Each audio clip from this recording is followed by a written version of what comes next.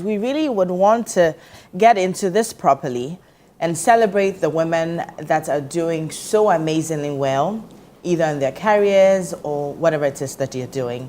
So formally and rightly, I'm going to wish you a happy International Women's Day. So there's something I'd want for you to watch. Let's get into that, and then when we're back, we'll talk about all the women that we have in our lives. Okay. You know,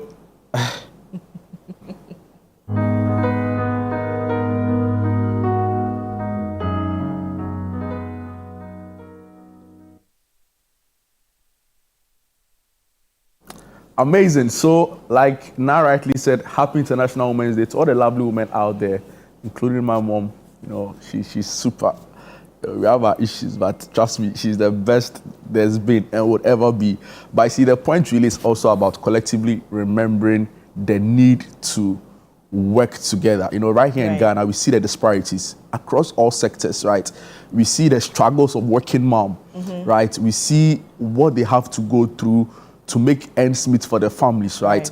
Juggling job, career, and family, you know, whereas for men, it's not really the same. You know, all they do is just go and eat, go to work, come back home. You're going to use a particular word. But I like the way things are changing You're gradually. going to use a particular word, use it. No, it's fine. But I like the way things are changing gradually. I think we are beginning to have a new and proper sense of family and the need for a lot more collaboration, right? So we saw the previous government through the then gender minister, Dakwa Newman, finally push for the passage of the affirmative action bill, right, which then became law, right? It talks about the need to also push women and remove certain barriers that prevent women from achieving their goals. And for me, I thought that was really great and needed to be celebrated.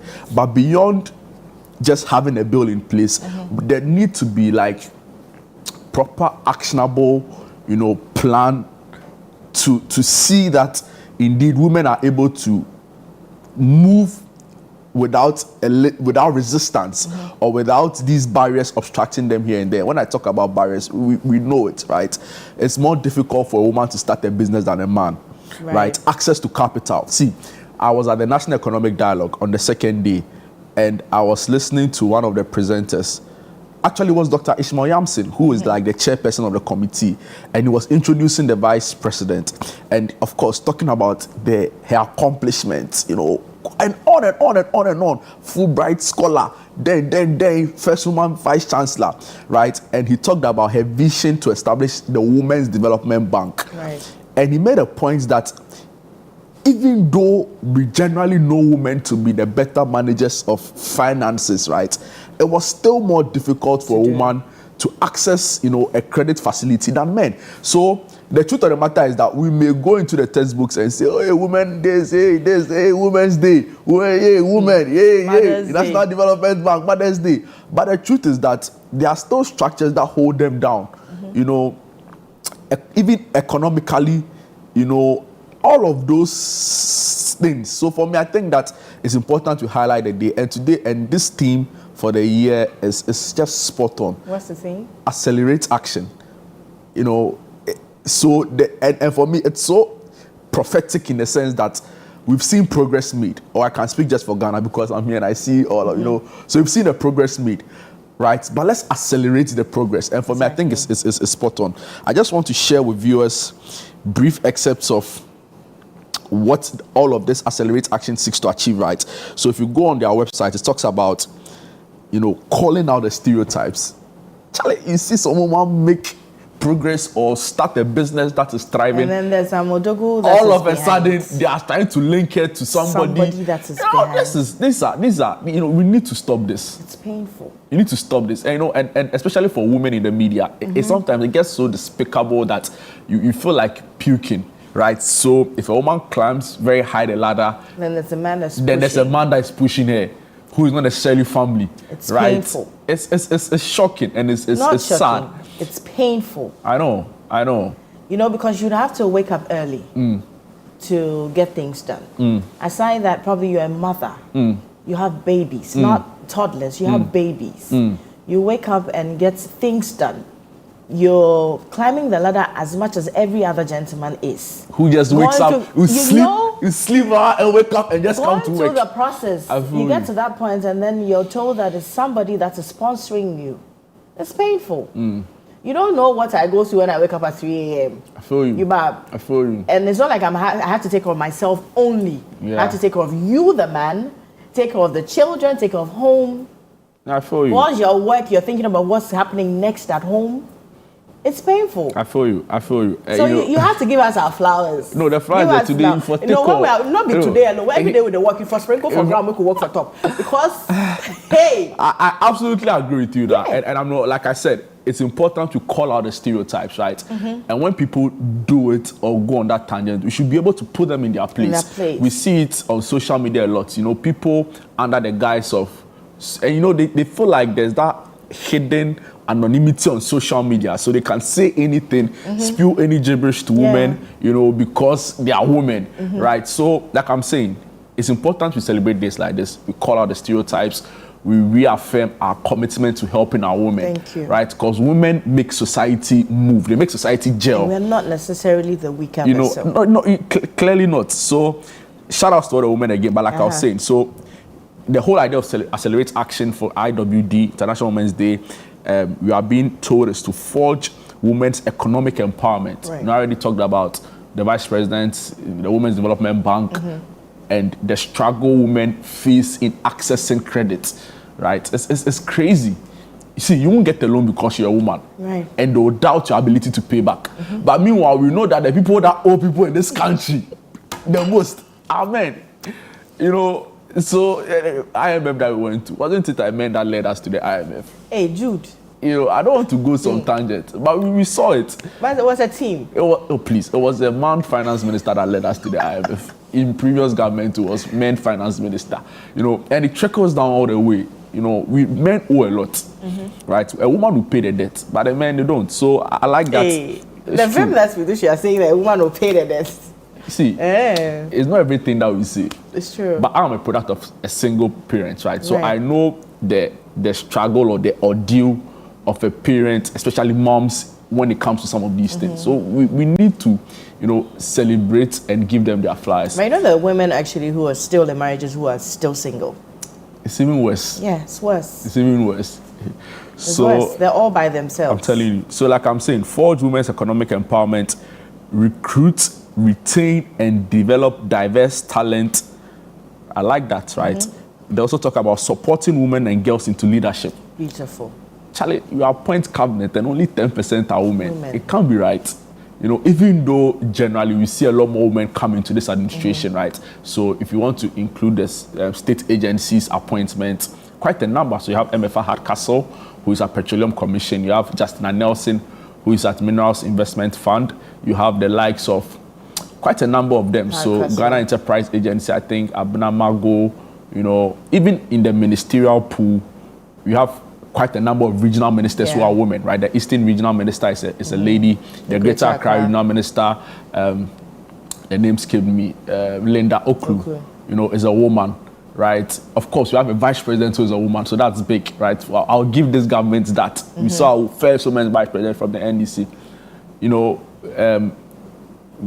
quite a number of them are women. So in the general pool, we see women take leadership positions in government. But in cabinet, it's only the trade minister and I think the tourism minister, you know, and for me, that's really... It's not enough. It's not enough, right? So, great, we've seen women take up general leadership positions, but even look at our parliament, it's still overwhelmingly male.